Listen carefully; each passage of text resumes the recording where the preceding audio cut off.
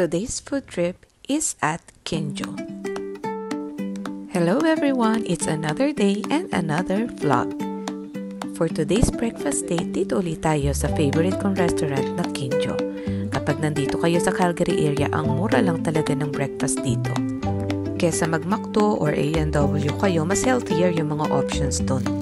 At bago umuwi ay dumaan na nga rin kami sa groceries para pandagdag dun sa mga supplies sa bahay.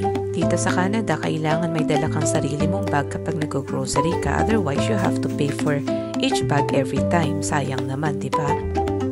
Pag uwi sa bahay, inayos ko na yung mga groceries and pin-prepare yung ating ulam for today, which is giniling. Kayo, anong ulam nyo? Mamaya magpe-prepare din ako ng lumpia Shanghai.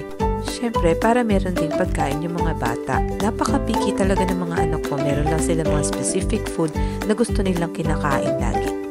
Mga mommies, Jack, makaka-relate kayo dito. Yung nagluto na kayo tapos mag-o-order pa. O diba? Amazing talaga. Okay lang naman yun kasi pera naman nila yun. Nag-work naman sila para doon. Kaya go lang. After ko nga sunduin si Tricia, dumaan din kami sa groceries para bumili ng ingredients para sa cookies na gagawin niya. At gusto ko rin kayong pasalamatan sa inyong suporta kasi 40,000 na tayo at still growing. Maraming salamat talaga sa inyong lahat. That's it for today. See you again tomorrow. God bless everyone.